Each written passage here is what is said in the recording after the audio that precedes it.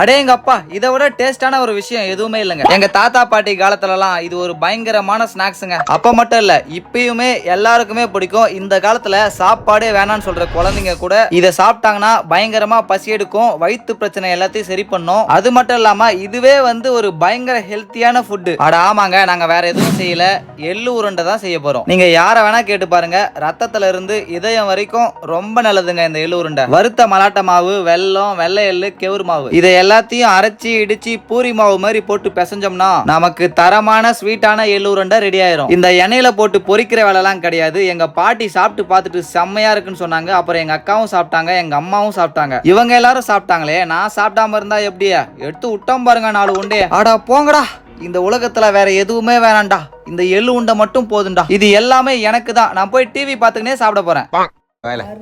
இன்னும் சாப்பிடாமலே அருமையா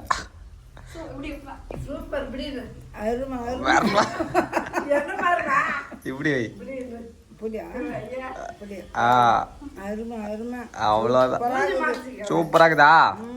தலையாட்ட சூப்பரா இருக்கு, சூப்பரா இருக்கா?